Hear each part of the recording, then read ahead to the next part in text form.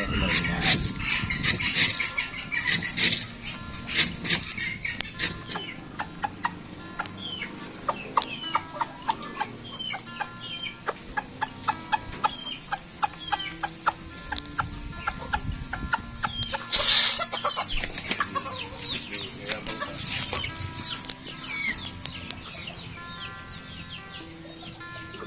ko diretso.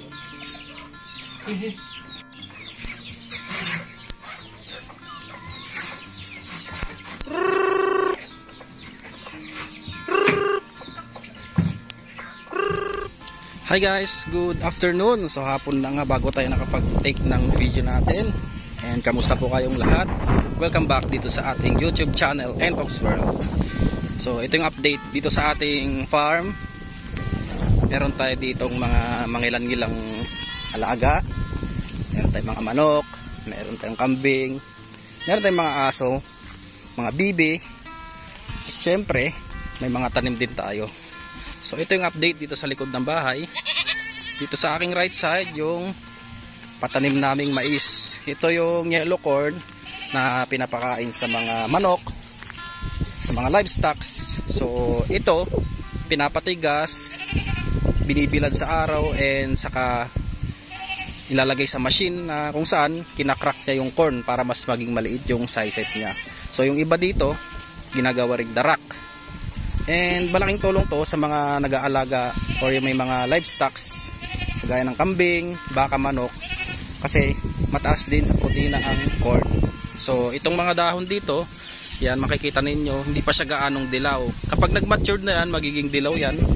Tapos yan yung binibigay sa ating mga alagang mga manok.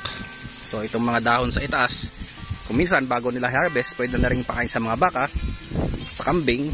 Pero much better pa rin na magbigay tayo ng mga 75 days old na corn kung sakaling gagawin man natin corn silage. So itong mga to talagang pang benta lang na matigas. So hindi siya pwedeng ibenta na malambot o yung hilaw. So ito na nga, punta naman tayo dito sa update dito sa ating mga alagang kambing. Bale, ito yung ating 2 months old na mga kambing. Ayan, tignan nyo yung size comparison. Itong nasa left side natin, ito yung si anak ni Ilong. So mas malaki yung size niya compared dito sa kapatid niya sa tatay na anak naman ni Mikmik. Ayan si Mikmik. So ito yung first time na baby ni Mikmik. Tapos ito yung pang ilang times na ba to? Pang third times na baby niya na to, yung si Ilong. So tignan nyo naman yung size niya, isang malaking bulog. So ito pwede rin natin itong ibenta niyan, just in case man na may mangursunada, pwede nilang pang upgrade sa mga alaga nilang kambing. Kung titignan ninyo, mas close pa sila ni Mikmik, yung kanyang kapatid sa nanay. So halos magpang-abot na yung height nila. Laki oh. And guys, ito nga pala yung ating share doon sa paalaga natin. Di ba meron tayong mga native before na pinaalaga.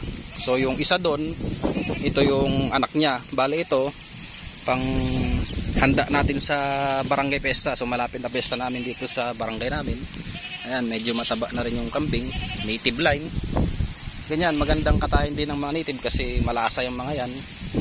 Like sa mga imported kasi, iba kasi yung texture ng karne doon. Nakatikim na rin ako. So tayo dito, ang ginagawa natin, upgrading lang muna. Kasi wala pa tayong budget or kakayahang bumili ng mga hybrid.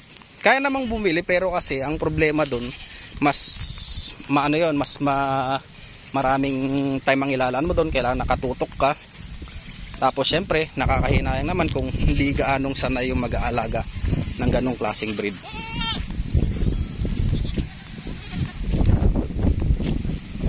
Ito pa yung isa nating inahin, si Ilong. Ayan. Dito na siya pinapastol sa bukid. So sanay na siyang ipapastol. Yung nandun sa bandaron, mga baka naman. Ito yung ating sampalok. Wala na ulit siyang gaanong bunga. Puro dahon na. So kung may mangursunada man dito, pwede nyo nang i-preserve. Unahan na lang kayo kasi ito i-release din talaga natin. Ayan o. Tignan nyo naman kung gaano siya kalaki. Mas malaki na siya compare dun sa native na 6 months old. O ayan o. Medyo naughty na rin siya. Tsaka mas maganda yung itsura nito compare dun sa kapatid niyang isa o. Ayan o.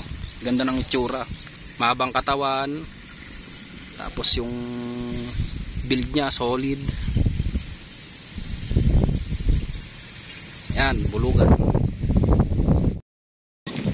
Halos kakagising lang natin ngayong hapon. Kasi kanina nga pala may bumili ng ating alagang bantam, yung chabo, Japanese chabo. So nakapagbenta tayo ng isa sa ating kumpare. Binigyan na lang din natin ng mas murang halaga. Kasi pag bumili ka nun sa mga breeder talaga ng mga chabo, kahit yung mga long legs, medyo may kamahalan. So yung binigay natin, short legs tapos maganda yung tsura. Binigay natin sa presyong kaibigan. And dito naman sa ating taniman ng napier, ayan, napalinisan na rin natin. Ang isusunod natin na gawin dito is kung possible na pwede nating pararuhan dito sa mga pagitan niya. Pararuhan natin tapos patubig fertilizer. So mas maganda yon para yung tubo niya mas maging matataba. Nalinisan na. Itong napier grass naman na patsyong, matibay siya. Kahit ngayong summer nakikita nyo patay, pagdating ng ano ito ng tag-ulan mabubuhay ulit. Ayan.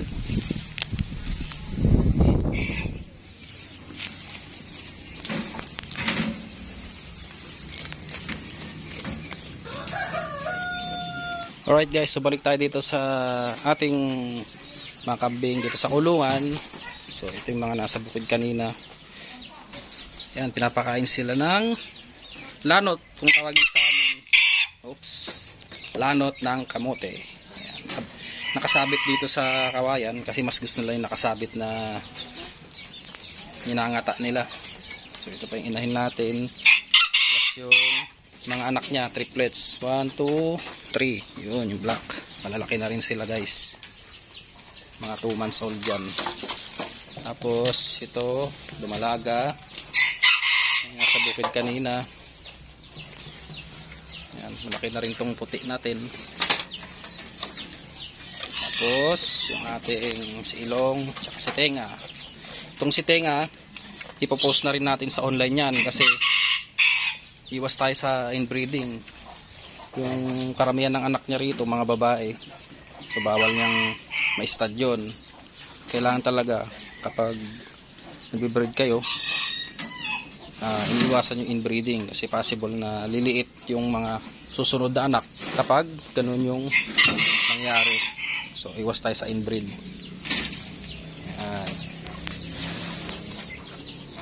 Ito medyo payat kasi 3 yung pinapadede niya. Bukas magbibigay tayo sa kanya ng B-complex at saka ADE.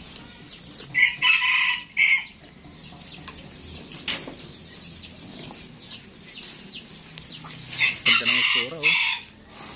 Sa mga gustong bilhin to, pa-reserve nyo na.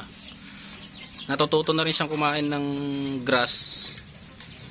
Tapos di kasi natin ito binibigyan ng feeds guys. So hanggat maaari bibigay tayo ng mga natural, yung mga dahon-dahon, legumes, tapos mga forages. So magastos din kasi pag palagi tayong magbi-feeds. Kung mayroon namang mga alternatives na pwedeng pakain, mga legumes, pwede nating ibigay yun. Kasi yun naman talaga ang legit na pagkain ng kambing.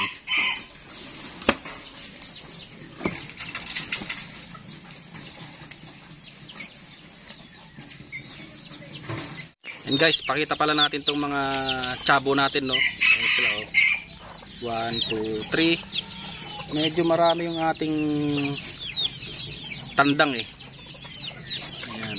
Kanina yung nabenta natin, isang ganito rin yung itsura pero pula. Pa yung iba. Yung ating ibang inahin na nangingitlog last time is naglilimlim na ngayon. Siyempre, kailangan maparami din natin yung mga inahin. Itong mga chabo na to pala guys, ano to? Halo. Hindi kasi tayo nakapag-focus sa isang linyahan lang eh. Halimbawa, yung kulay niya is puti lang. So ito naghalo. Kasi naman wala pa tayong maayos na kulungan para sa kanila. At saka ang napansin natin, kapag naka free range yung ating mga alaga, mas gumaganda sila. Kagaya tong mga to, tayo yung palong niya. Unlike sa mga nauna nating chabo before, yung mga breeder natin, dapa yung palong kasi nga nasa kulungan lang. Mas maganda yung nakawala sila para makain nila yung gusto nila dyan. May mga bulate, damo, tapos yung patuka natin syempre. Tawagin pa natin ha.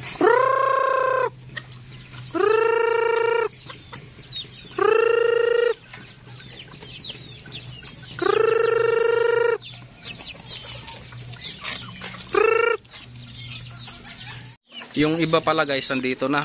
Tapos na kumain kanina. Ayan sila oh. Ito, nagbibinata. Malit pa yung palong. Ito maganda yung kulay, maamo pa. Ayan, makakain na siya. Busog na yung kanyang butchi. Ayan yung itsura niya. Tapos ito, nagbibinata rin. So, sa mga gusto, PM nyo lang ako. Kaso hindi ko pa kayo mabibigyan guys ng... Hindi ko pa kayo mabibigyan ngayon ng pares. Bale, paramihin muna natin tong ating mga breeders. Ang ganda oh. Liit. Natin pa. Ayan, ang liit oh. Tsaka hindi natin debenta ng sobrang mahal to. Kasi ang presyo talaga ng mga chabo, naabot yan ng 4,000 pataas. Depende sa klase yun. Meron pang mga 50,000, mga matataas na ano na yun, mga import. So itong mga to, island born naman na tong mga to. Dahil lang breed naman talaga ng chabo, nagmula sa Thailand or hindi naman sa Japan. So yung mga nagbi-breed niyan, alam nila yan. Tayo is ang purpose lang naman natin dito, pang pet lang natin. So yan, ganyan sila kaganda oh. Merong mga nagbi-breed ng chabo dito sa Pilipinas, marami sila. Meron sa Tondo, meron sa Nueva Ecija, sa Rizal. Talagang naka-cage sila. So, isang cage, isang pair. Yung iba naman, isang area, nilalagyan nila ng range net. Tapos, may isang cock doon and 5 hen. So, ganun yung breeding style nila. Unlike sa iba na tag-isang pares lang. So, depende sa inyo yun guys. Yung sa kanila din pala,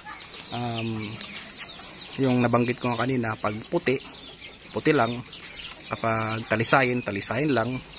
So kung blacktail white man yan, blacktail white din yung babae, so parehas, ganun yung breeding style nila. Tayo siguro tatry din natin yun yan kapag medyo makaluwag at maayos natin tong pagkukulungan sa kanila. So ayan itsura nila guys. Pasilip pa natin tong ibang bantam natin or chabo. Naglilimlim. Ayan o. Ganda rin yung kulay niya. Hindi ko alam yung tawag sa kulay nito. BRB ba? Sa mga marunong dyan, pa-comment down naman sa ating comment section box kung anong kulay ang ganitong hen. Ayan. Ganda rin ng kulay o. Ganda. Ilan ba itlog niya? Tignan natin. Silipin natin.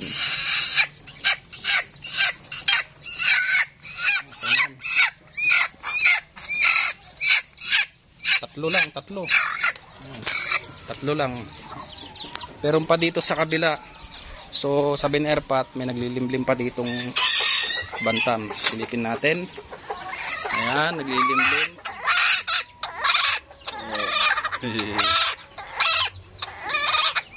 Galit na galit. Maganda tong itlogan na ganito oh, guys. Yung tray lang. Tapang ah.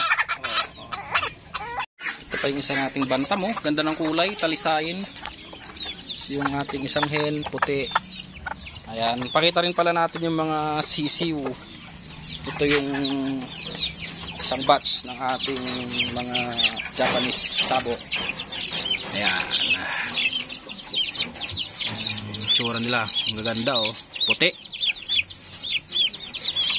Short legs ata yung nasa gitna. So guys, alam nyo naman na siguro yun, pag short legs, talagang sobrang ikli ng paa. Meron din silang short legs at may long leg din. So sa mga bantam or sa chabo may mga ganun. Ayan. So correct me kung mali na sabi natin, kasi hindi naman talaga tayo expert sa mga tiyabo. Ewan ko anong difference ng bantam sa tiyabo. Basta ako tawag ko tiyabo bantam. Pero alam ko nag-originate ang mga tiyabo sa Japan ba or Thailand. Yun lang yung country na alam kong pinanggalingan ng mga to Ayan late nung isa Tapos dito sa kabila, mga katabi niya yung mga crossbreed ng Orpington, Buck Orpington, native, tapos Rhode Island Red. So mga mga meat type lang naman tong binibreed natin dito. Hindi tayo nagbe-breed ng pure. Sa tito ko nagbe-breed siya ng mga pure na ganito, mga sisiw. Hindi na natin bubuksan kasi baka lumipad sila. Ito yung iba Dito sa kabila naman, meron tayong mga ducklings, Muscovy ducklings. Pakita rin pala natin yung mga bibi natin, yung update sa kanila. Naglalabing-labing pa yung dalawa na tsempuan natin. Ayun kawawa naman sa ate girl. Yan, mga breeders natin.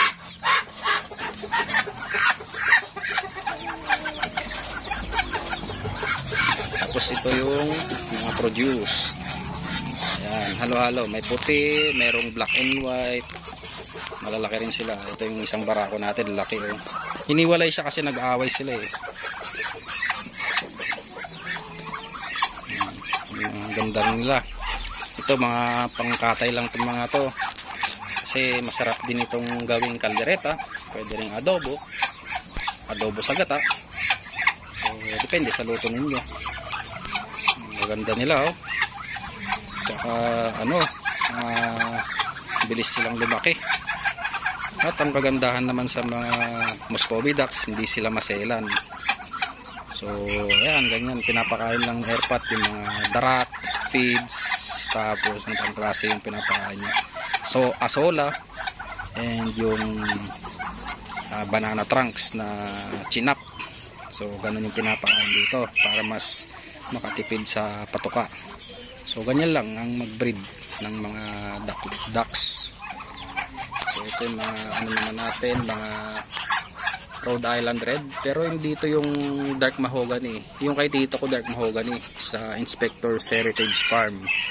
So yun, marami talagang andun mga pure breed na heritage chickens. So isang linyahan lang yung mga yun. So yun lang ang ating video for today guys. Kita-kita tayo ulit next vlog. And shoutout sa mga subscribers natin na nakabang sa ating mga videos. Medyo matagal lang tayong mag-upload kasi nga gaya ng sinabi ko before, busy tayo sa work. So nasa Manila tayo. Ang ating city ay dito sa Tarlac. So 4 hours ang biyahe, medyo malayo-layo.